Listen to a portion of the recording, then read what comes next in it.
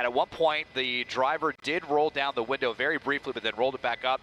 So it's kind of on again, off again pursuit slash standoff here in this Bank of America parking lot.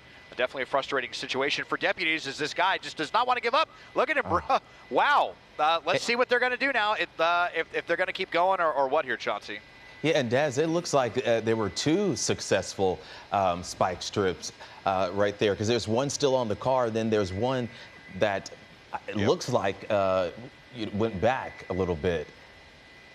Do you see 2 of them? So there were actually a couple of pit maneuvers attempted as well, but neither of those succeeded. The spike strips worked. They're down at least one tire, and well, now that they're turning away, if you can see the rear passenger side window, they did hit that with some bean bags or some pepper balls. It looks like it cracked the window, but this is just totally ridiculous. There's no escape here for this suspect. I mean, it's almost kind of like a cue the Benny Hill music situation right here. All kinds of deputies here. Of course, they're worried about being in the line of fire of this suspect. They're not sure if this suspect is armed and dangerous. You know, a lot of the times they just make that assumption that they might be.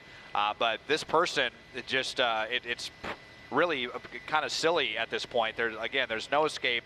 The vehicle is not in good shape. They have bad tires. They're now dragging a spike strip. You can see the rear window there, how that was shot out with pepper balls or bean bags. Maybe spooked the suspect a little bit, but they are being very, very obstinate, to say the least, Chauncey. As we watch this, once again, this all started as a reckless driver call. Started in Lakewood. LA sheriffs behind this gold Toyota Camry and have him boxed in right here after 2 successful pit maneuvers, 2 spike strips, and he is still in this parking lot trying to get away, even with damage to that back tire. We're told there are 2 people inside of this car, and the driver might have hit a deputy. Des? Yeah. Well, we've got the deputies here that are, they're trying to circle this vehicle, but you see how they're being very careful to stay behind their vehicle.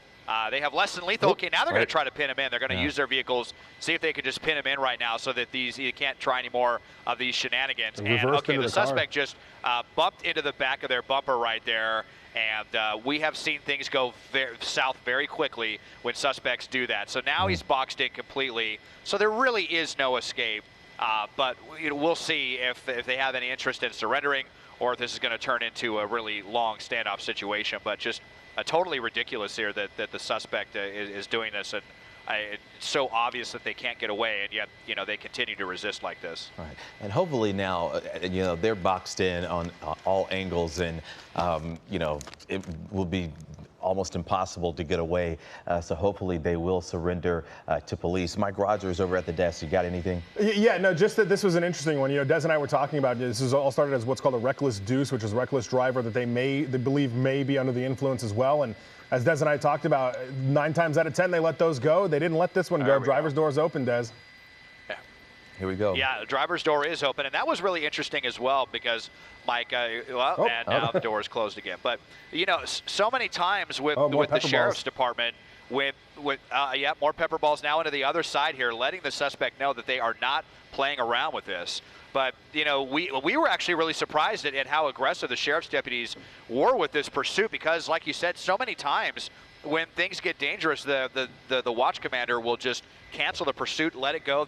Not only did they not do that tonight, as the window is now down, and we're getting a little bit of a look at the suspect, they did a couple of pit maneuvers within the first 5 minutes. They started calling for spike strips. They got really, really aggressive, especially by sheriff's deputy standards. So pretty interesting. That might have been because of whatever contact happened between the suspect's vehicle and a deputy's vehicle. That's when things get really serious for any law enforcement agency, when they call that attempted assault on a deputy. So let's see if they're finally going to give up. I mean, there's no getting away.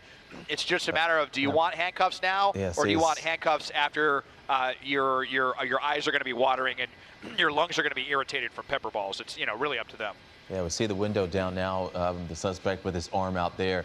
Des, we know this started in Lakewood. How long had this chase been going on before we got into this situation right here in this parking lot? I would say probably 10-ish minutes. Okay. It was not a very long pursuit. It was briefly on the freeway and then around Long Beach Boulevard and Artesia and then made its way up here. But like I said, they tried those pit maneuvers really, really quick. Quicker than we might even see any of the more aggressive agencies. They wanted to just try and shut this down really quickly, but the suspect was not having it. They steered out of those 2 pit maneuvers. Now he's got his hands up, but, well, let's see. Still just sitting in the car and almost just kind of, in denial of the reality of this situation. Plus, you've got someone in the passenger seat. I think that's going to be a female. We will see. There was also they've kind of been having some issues with crowd control. We heard that they had to bring in some more deputies to hold people back because there were people near this parking lot that were like kind of trying to get involved, and they were kind of agitating the situation. So, it's taking a lot of resources to try to bring these 2 people into custody tonight. That's for sure. Right. Des, and I know we were not there when the spike strips were those successful spike strip attempt, but we know there is damage to this back tire right here. Where did that happen? Was that on the freeway, or was that on the street, or here going into this parking lot? I think it first happened in the parking lot when they had the successful spike. And this was not a high-speed pursuit at any point. I think the highest we heard was 40 miles an hour. So it was pretty easy for sheriffs to get in here. And then they were kind of circling this parking lot. Just before we got overhead, they were talking about they wanted to get the deputies to seal off the parking lot. And then they drove over some spike strips. And then they deflated the tire. The suspect stopped. Kind of looked like maybe they were going to give up. And then didn't give up. They threw out that other spike strip, which the suspect willfully ran over with all of their tires. So they have at least a couple of flat tires. You can see the front driver's side. It looks like both of the driver's side tires are busted, but not sure about the ones on the other side. But, as we've seen a lot of times, even with no tires, they, can continue this. But now they physically cannot continue this because sheriffs have completely pinned them in. Yeah.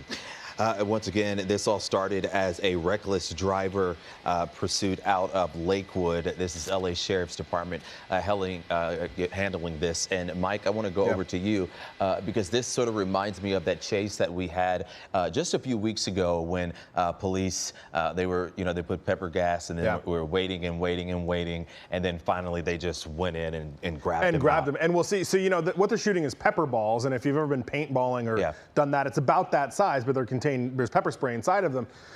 Excuse me. So, but he did exactly what a normal person would do, which is roll down the window, which kind of makes those less effective, right? If there's air able to be circulating inside, that's not going to work as well. Now, Desmond and I have actually covered a pursuit very similar to this. It was with a pickup truck where same situation. They were shooting pepper balls into the back of the truck for a long time. Guy never got out. And eventually what they did is they brought in SEB, that's the Special Enforcement Bureau, with what's called a bang pole. And essentially they break out the back window and just shoot a continuous amount of gas inside of the car. And that almost certainly gets the people out because being in that kind of situation is unbearable. I mean, it was already enough for these guys today to roll down the window because of just the pepper balls that were shot inside. So, the sheriffs, they've got a lot on they've got a lot of time on their hands right now because these guys are stopped. They're not going anywhere. There's not a threat to the public at this point.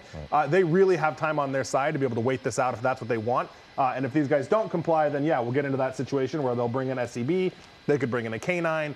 They've got a couple other things that they can do. And I did see that the woman that is sitting in the passenger seat, I did see her on her phone a little while ago. So, as Des mentioned, it's always interesting to think what these guys are doing or thinking at times like this, and especially not just one person, but there's 2 people in there. You would assume they're having conversations with each other saying, hey, what are we doing here? And obviously deputies are in close enough proximity that they are able to communicate with them that way. We have seen the driver a couple of times make some kind of, facial expressions and motions towards the deputies, but I don't know that I've seen any oh, there we go, more pepper balls. We'll see how he likes that. More pepper balls. Yep. It's got to be extremely agitating. I mean, look at all the smoke that is coming, into the vehicle, and yet, now I think, tell me that is going to be it. I mean, again, you're going to be in handcuffs one way or another, and heaven forbid they continue to sit there, and then this is, what they call cold gas. What Mike was talking about with the bang pole that they insert with the SEB, that's a hot gas, which also burns your skin. Got to put his socks really, on first, really unbearable. So, Well, he wants to be presentable here as he comes out. I think the socks and flip-flops look are very, very in vogue right now. So, because I believe he is wearing flip-flops, but we'll see. Hopefully this is it. Now the doors are opening. We need to see some hands up, though. More socks. Still, a lot of fidgeting around. All right, he's putting on his socks right now. And then his passenger opening her door as well. We believe that that's a female.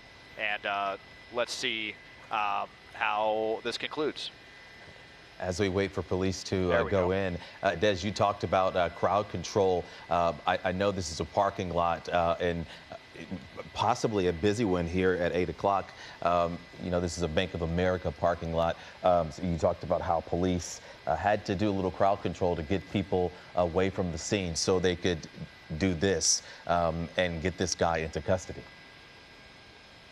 Yeah, so they were actually thinking about evacuating the area. There's apparently an O'Reilly Auto Parts not too far away that they were worried about people could be in harm's way if the suspect had a gun or something like that. So there was talk about doing some evacuations or something. I'm not sure how many people were in this parking lot when everything got in here, but for sure, the deputies did have to clear some people out of here before they sealed it off. And you can see him here holding the ballistic shields. And finally, the suspect is complying. Just needs to walk backwards, and they will be in handcuffs. And then we've got the female as well. I think they're going to want to do one at a time. I think she's still sitting in the passenger seat. So they're going to get the driver in handcuffs, and then once he follows the directions and the handcuffs are on him, then they will come for the passenger. All right, and talk about being cornered. This suspect has nowhere to go. Mike, have you seen anything like this? Like every angle, he has nowhere to go. There they go. They go in to get him on the ground, to cuff him, to take him into custody. This all while the female passenger is, she just got back in the car. Yeah, they're telling her to sit down. They're not ready for her yet. And that's going to be a little bit different because she's going to have to try to figure out how to back up enough to close the door, get around it, or, I don't know if there's enough room, or if they'll make her crawl over the top, or kind of what her deal is going to be. But, Chauncey, when we were sitting there listening to this, as soon as they entered the parking lot, the airship was immediately, she's got room. The airship immediately said, don't chase them in circles around the parking lot, block the exits, let them drive, they'll stop eventually, and that's when they tossed some spikes, as the female passenger now being ordered to do the same thing as the male driver. This as we wait for police to take her into custody as she backs up. The officers now going in, cuffing her as well. And now we have both suspects in custody here with a pursuit that started off as a reckless driver pursuit in Lakewood. This is being handled by LA sheriffs. We saw the spike strips and the pit maneuver there, blocking them here in this Bank of America parking lot, and both of them finally surrendering after that tear gas thrown inside. And now they are both in police custody. And Des, I think we can probably say that this is over. I think so. They're going to come in and clear the vehicle just to be sure, because we never got any confirmation if there was anyone in the back seats. Now they're coming up to do that, and we're going to see, and we should see 4 fingers here, meaning code 4, all clear. Yep, and there it is. So it looks like there was nobody in the back seat. It was just the 2 people in there. Of course, now they're definitely going to want to be going through, see whatever might be in the trunk, if there's anything illegal. There you saw the official code 4, all clear. 2 people in custody after a short, kind of wacky pursuit and a very obstinate standoff.